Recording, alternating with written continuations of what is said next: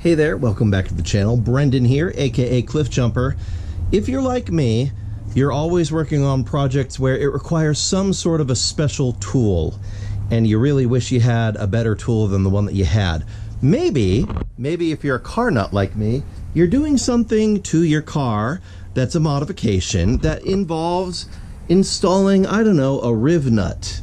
For those of you who might not know what a riv nut is, it's basically you're installing the female section of a nut into a part of a car or a part of anything, really. You could do this on furniture for, you know, practical purposes, in bed frames, so that you can install a threaded bolt into it to secure something. Often on a car, like let's say the Fiat Spider here, you might have a suspension component that needs to be secured. Let's say you're doing an aftermarket strut brace. Or on the Corrado, I actually do have one of those. I'll show you here in just a little bit because we're going to be redoing it. At the moment, I have bolts going all the way through the top of the strut towers with nuts underneath, physical nuts receiving it, and it's always bothered me a little bit because it's a little janky. What it should have is a riv nut inserted into the top of the strut mount so that it could just bolt right into the mount itself. That would be much stronger, much easier to remove if I needed to do it. But when you're installing nutserts, a lot of times people that sell you things that involve installing nutserts will send you a janky little tool that involves having to use a couple of wrenches to hog it down, and maybe if you're lucky, you have enough room in order to actually operate in your engine bay and make it work, or underneath the car. In my R32, as a matter of fact, I installed a factory steel skid plate to protect the aluminum oil pan. That involved installing nutserts on the frame where there was a spot for them from the factory, thankfully, but Volkswagen didn't install them. So in order to install them, it was a real pain in the neck. And honestly, I screwed one of them up so badly I had to drill it out and redo it. But there's a tool for that. Let me show you.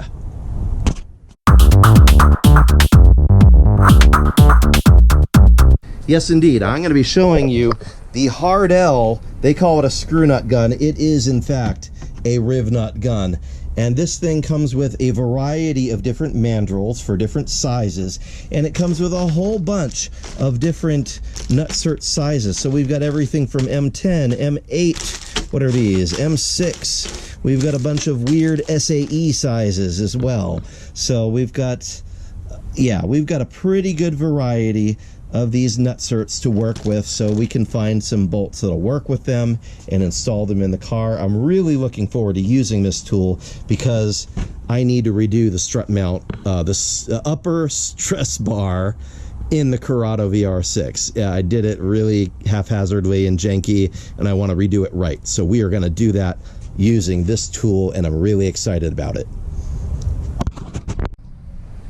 So looking at where we want to reposition the 3 bolts that we have for this upper stress bar, where they're currently located, we've got one nestled back in there, and that's really hard to get to. I'm not liking that.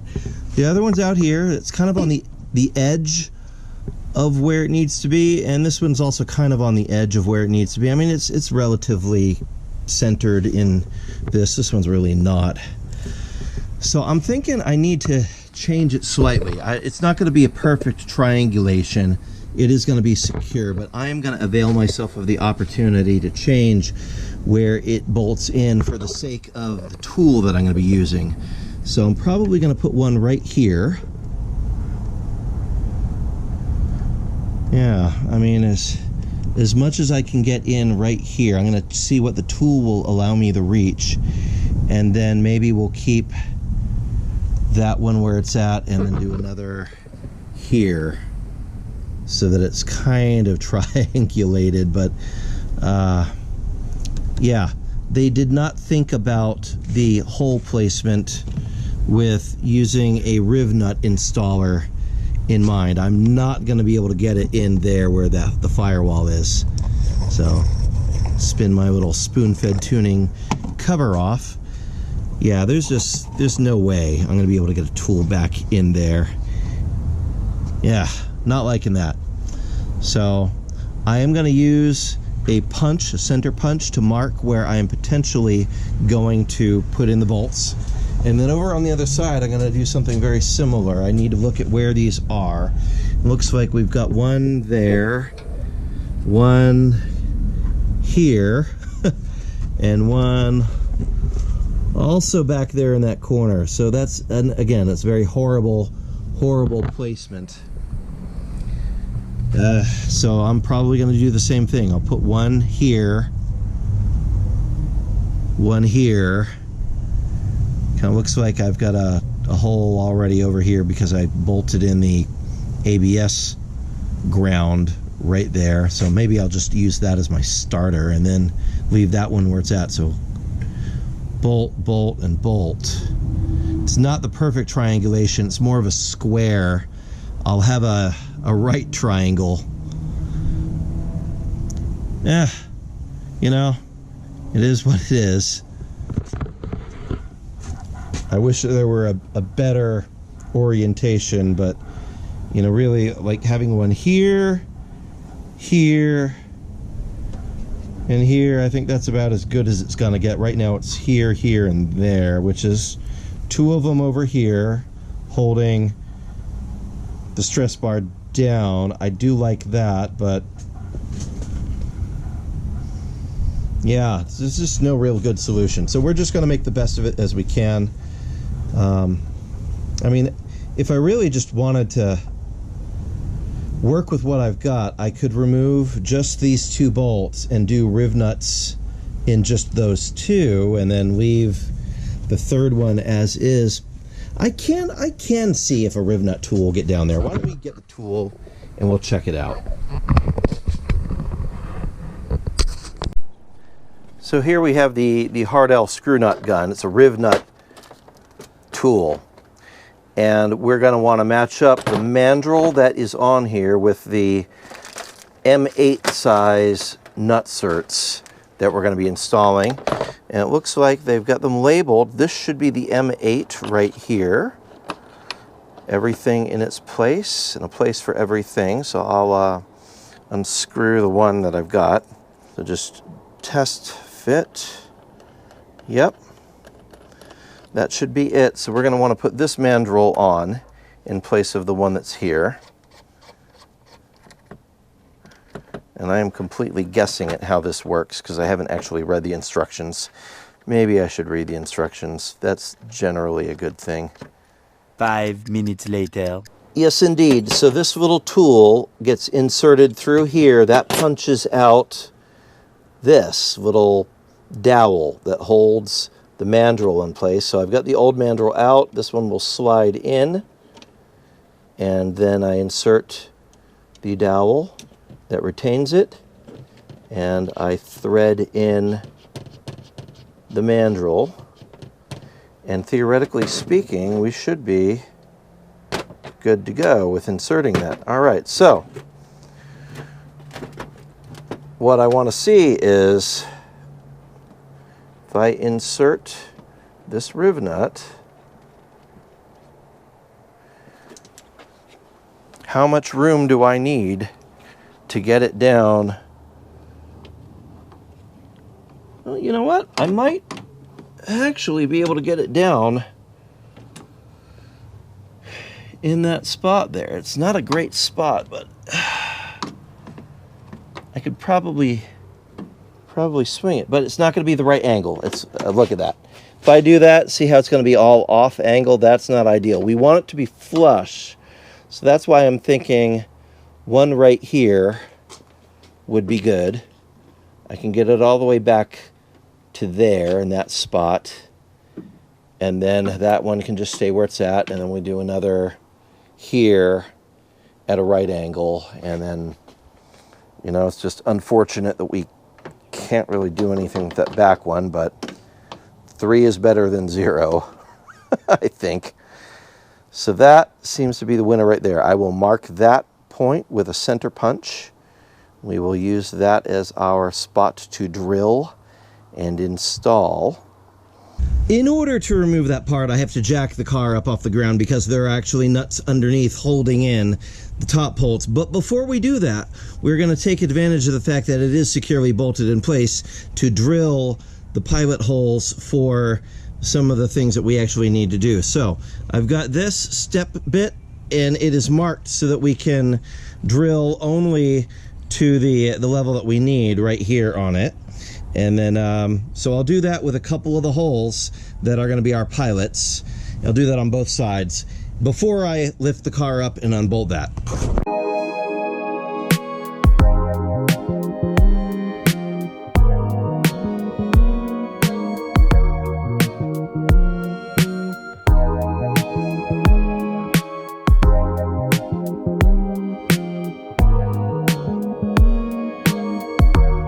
I drilled a hole while this is still bolted in place using a center punch to make sure it's nice and centered and to the diameter we need, and then I'll do it again over here, so we'll have at least 2 of our holes drilled before we even remove this. We'll do that on the other side also, and then we will have to lift the car because for the bolts that are already in here, there are nuts on the bottom side that have to come out before we can put in our riv nut inserts.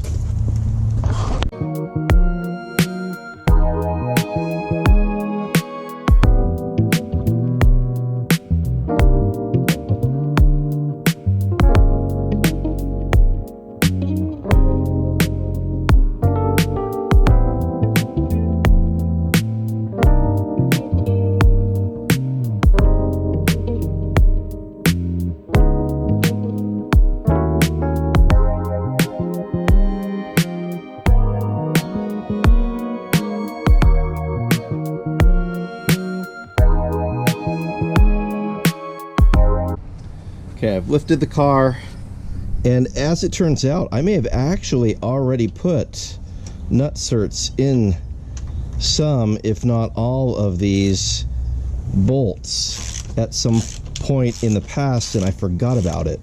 Because as I'm looking underneath, there are no nuts underneath holding these bolts in place. So I'm going to remove them and see what's going on as we take this thing off.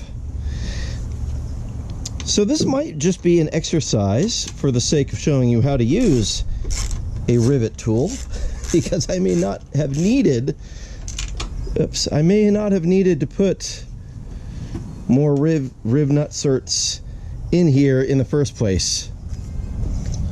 We shall see.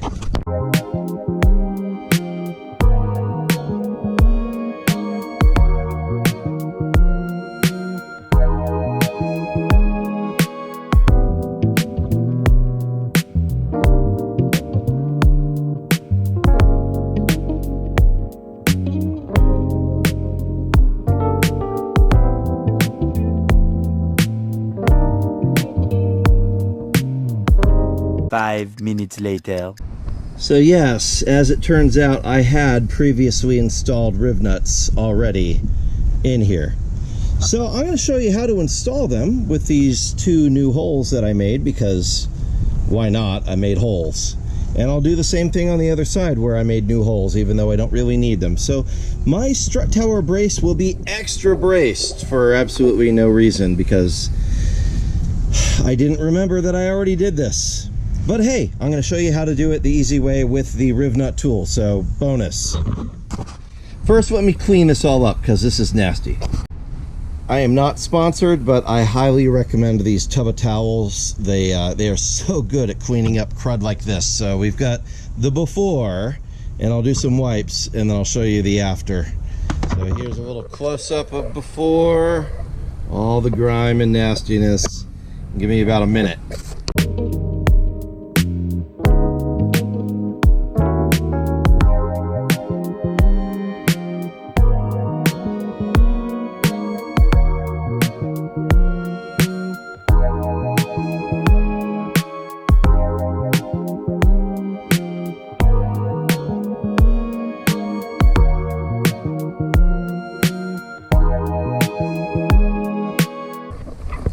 So much better.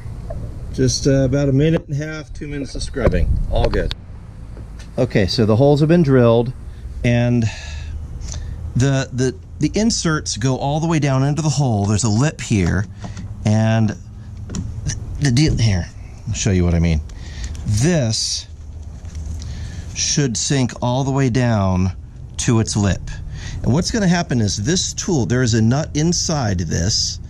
This tool, as I squeeze it, is going to pull this back, and that will pull the nut up into this collar, locking it in place against the edge of the metal frame here, and that'll give us a permanent fixture. That's how this works.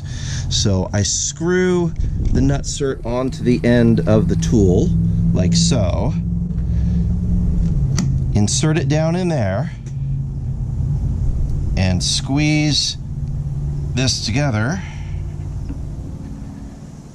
and release. Now we should be able to back this out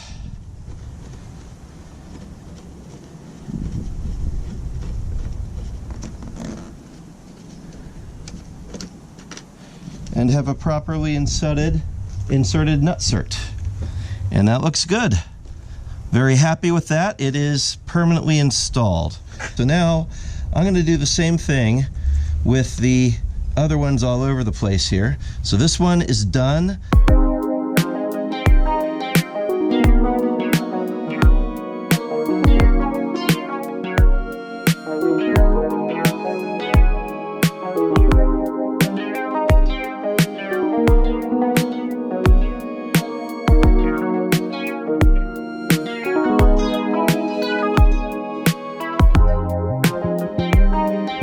Great success. And with a swish and a flick, she's back together, just like magic. That's exactly how this works. There we go, all put back together. Good to go.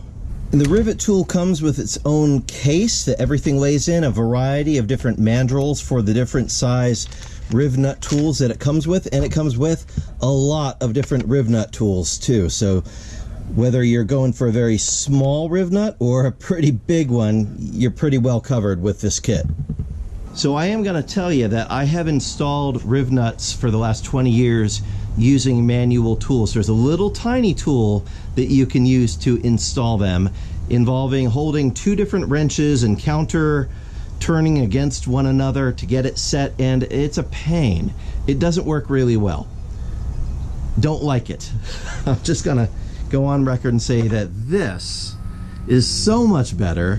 Just having to go whoop and done. It's inserted. This is glorious. I'm so happy to get to use this tool. It's so much easier than the old school manual method. So I'm sure I will be finding a lot more uses for this, especially a lot of suspension install, or I know that when I go to do a steel or aluminum skid plate install on either of our Mk4 Jettas to protect those delicate aluminum oil pans, even though I do have the hybrid steel pan on Joan Jetta. I've already hit something with the hybrid steel pan and it leaked, so it needs protection too. So if you're doing that install, you'll need a riv nut tool to install riv nuts underneath the car for the skid plates to stay in place. So thank you to HARDELL for sending this out, letting me try it out. Excellent. It's robust. It does the job. It comes with a variety of different size riv nuts as well. So like I've got a whole variety pack of riv nuts ready to install. Yeah, fantastic. So I will leave a link in the description. I believe that they've left a discount code for us as well, so you can go get one of these of your own if you're having to do riv nut installs. Good stuff. All right, I hope this helped you out, but before you scurry away, a lot of people come to my channel, see one of my videos, and they might hit a like, but they don't subscribe.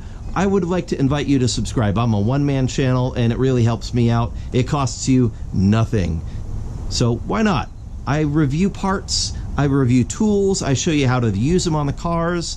This is all do-it-yourself, in your driveway kind of stuff. I don't have a fancy shop.